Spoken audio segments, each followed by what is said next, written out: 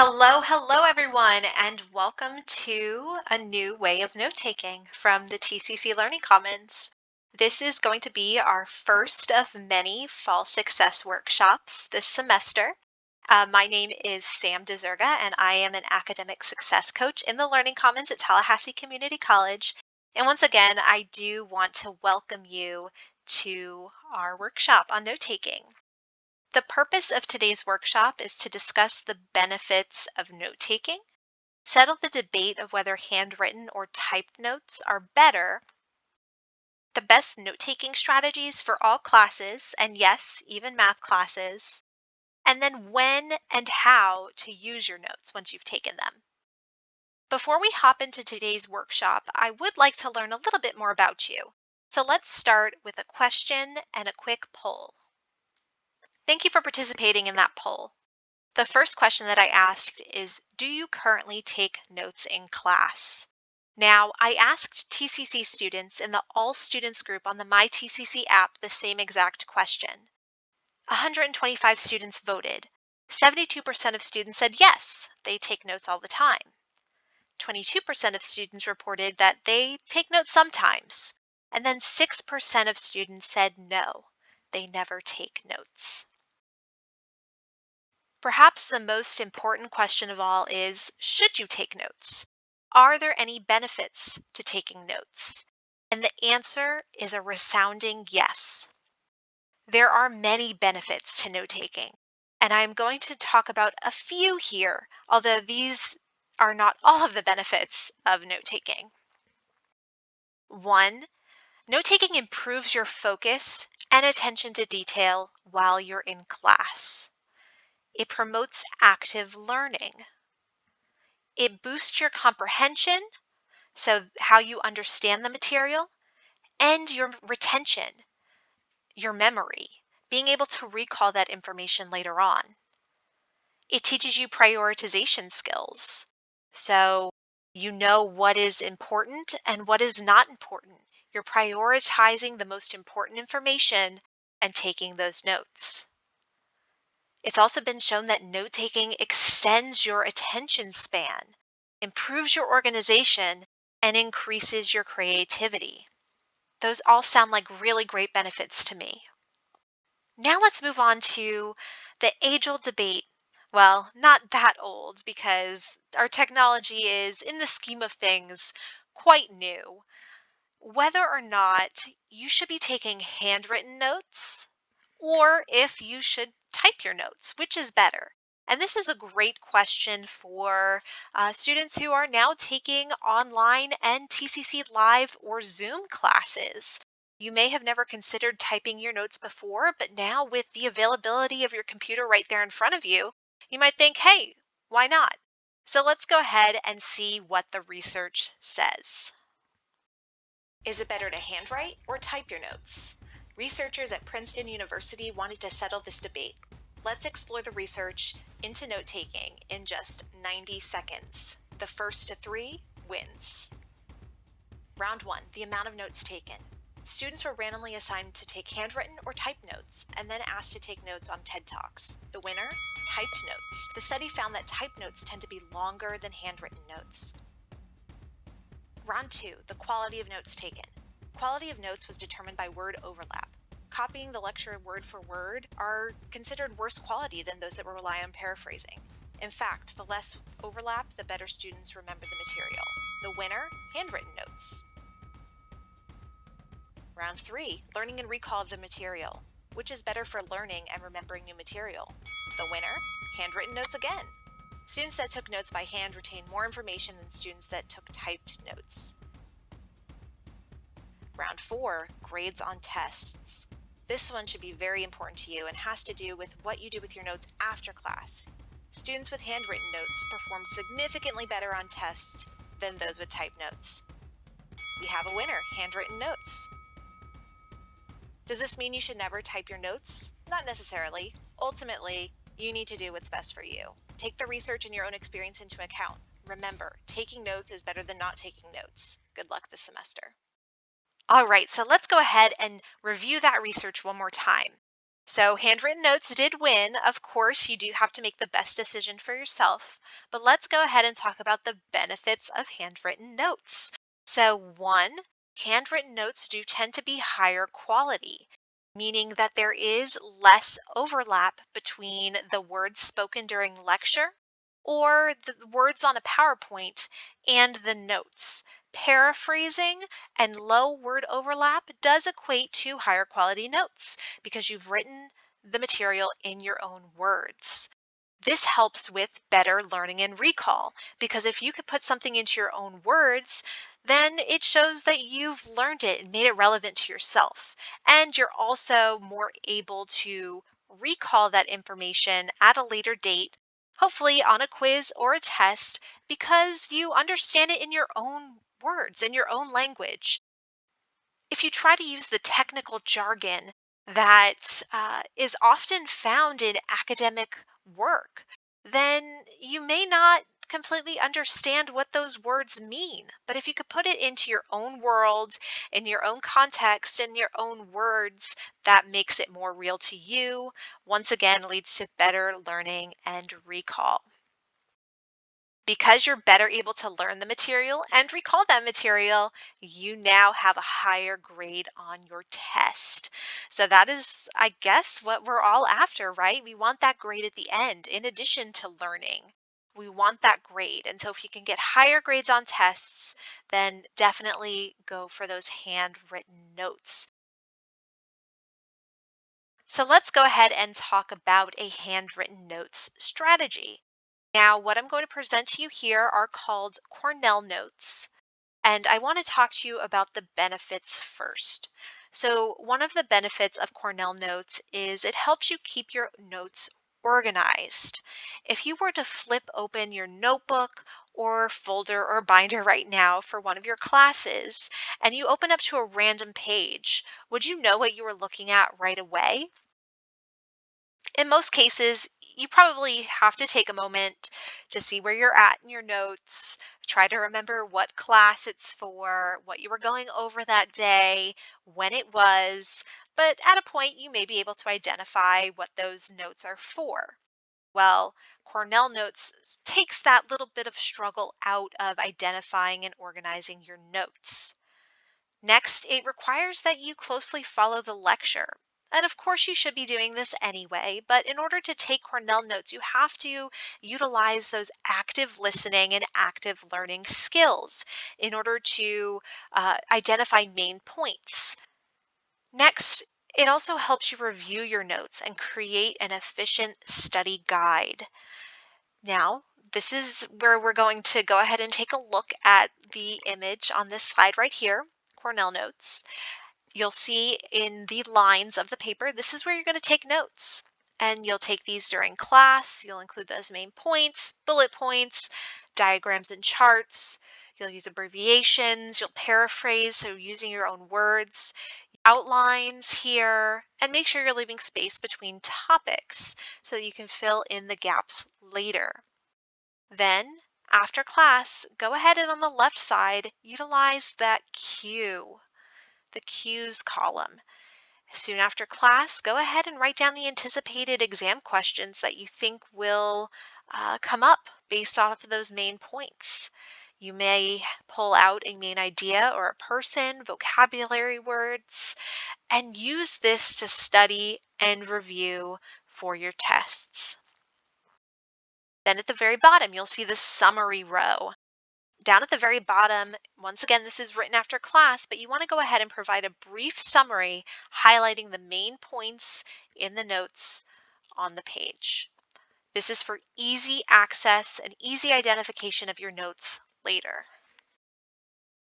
And Cornell Notes can also be modified for math notes too. And so this is a little bit of a modified version. I drew this out myself, but in column 1, you sort of want to take notes the way that you typically take notes in a math class. So this is where you're writing down formulas. It's where you're writing down equations and sample problems. But the true work is in column 2. And this is where you are going to write out step-by-step instructions. So the process for solving this type of problem.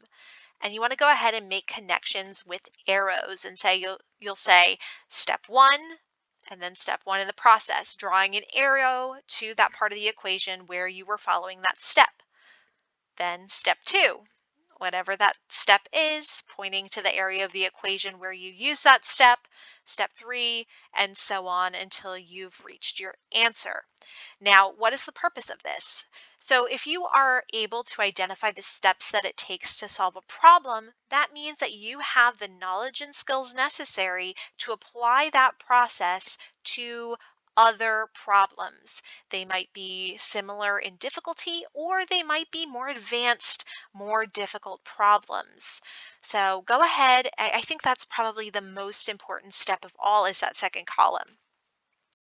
Now in row 2, this is also very important. So at the very bottom, instead of writing a summary about the main ideas and what you've learned, this is where you're going to write the questions that you have for your professor or a tutor so that you can ask them during class, office hours, or a tutoring session. It's also great to identify the true areas that you are having difficulties with. Say that you're able to really solve problems up through step 2, but when you have step 3, you do have some difficulty. At that point, you can go in to your professor or a tutor and say, can we go over step 3 of this process? This is where I typically get questions wrong. Okay, so I know we have talked a lot about handwritten notes and the types of handwritten notes, but with all of this technology that is constantly in front of our face, the fact that we are taking online classes and that we are taking our classes on Zoom, it's probably going to feel pretty easy to go ahead and type your notes. So if you do choose to take typed notes, I hope that you will follow these simple guidelines. So, guideline number 1 is to think as you type. So, this is all about active listening and active learning. You want to learn how to paraphrase your notes instead of typing down every word. I know that this is really easy to do, typing every single word, especially for those of us who are proficient in typing. It's very easy to just mindlessly type down the words that we hear. However, this does not equal quality notes. You want to learn how to paraphrase and put things in your own words. Guideline number 2, go ahead and slow down.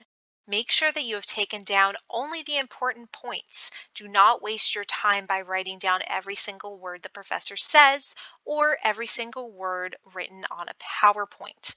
Remember, more notes does not equal better notes. Guideline number 3 is to study. So, regardless of which note taking method you are using, whether you are handwriting your notes or if you're typing your notes, reviewing your notes and studying is what is most important when it comes to learning.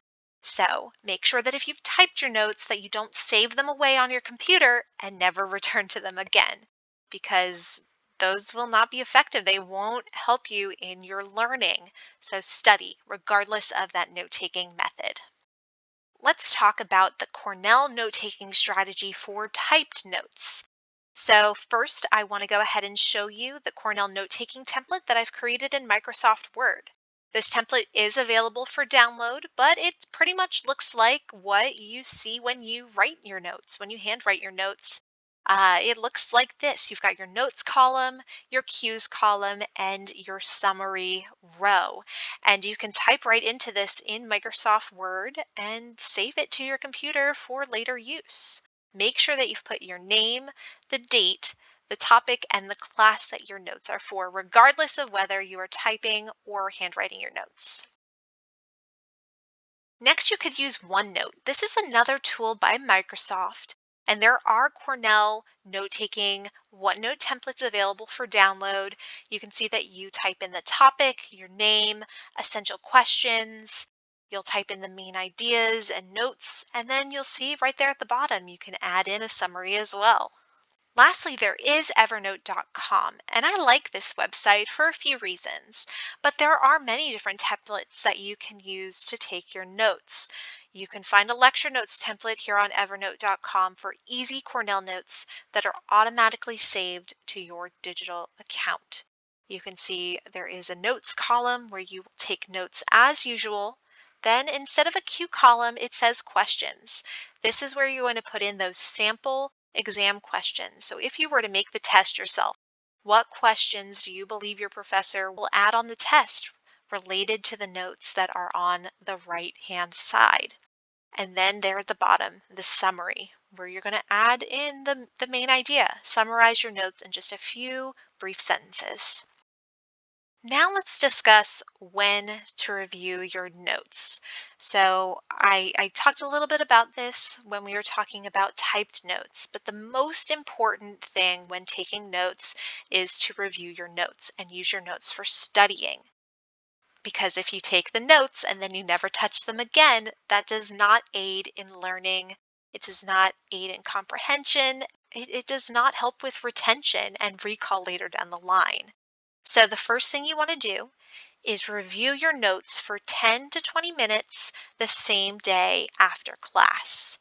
This is going to give you an opportunity to fill in the cues column on your notes.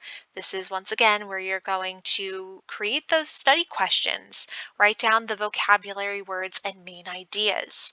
It'll also allow you time to write a summary of what you've learned at the very bottom. Or in the case of math, it will be that step-by-step process of solving an equation and then questions that you may have for your professor or tutor. Next, after class, make sure that you've organized your notes into a folder, binder, or notebook in chronological order. This is very important. First, and there are really two parts here, you want to make sure that you organize your notes into that folder, binder, or notebook instead of just leaving loose paper around for you to lose. It is very easy to lose your notes, and you do not want to do that. Notes are vital to your success in class. It is vital to your learning, and it's vital to help you study for that next test. The next important piece is that second bit, chronological order. So you want to make sure that class 1 is before class 2, is before class 3, is before class 4 while you're flipping through your folder, binder, or notebook. And the reason for this is that learning and many classes are cumulative, meaning that what you learn in Module 1 is going to help you with Module 2, is going to help you with Module 3, and so on. And this is particularly important in subjects such as science and math, where what you've learned at the very beginning is going to help you all the way through the class until the very end. Then, once a week, take 25 to 30 minutes to review all of your class notes in chronological order. So this is where you're going to take out that folder, binder, or notebook, and you're going to flip through all of those notes, reviewing the step-by-step process you've written out, reviewing those cues, reviewing the notes, and then writing down answers to any of the questions that you previously had. If you need to fill in gaps in your notes, do that now, once a week, 25 to 30 minutes. Then, what do you do for tests? When should you start reviewing your notes more frequently? So, 1 week before your test, you should start studying using your notes. And this is going to give you plenty of time to ask all of your questions and speak with your professor or tutor if needed. I want to thank you for coming to a New Way of Note-Taking workshop. It was a pleasure having you here today, and I hope you've learned something. I hope that you've learned a new way of note-taking, or at least learned more about the benefits of note-taking and when and how to study those notes. If you have absolutely any questions regarding note-taking, or if you want to spruce up your note-taking style, or even have someone look them over with you, I am more than happy to do that as an academic coach here in the Learning Commons. If you want to learn more about academic coaching, please email me at the button at the very end of this presentation and just let me know if you have any questions. Once again, thank you.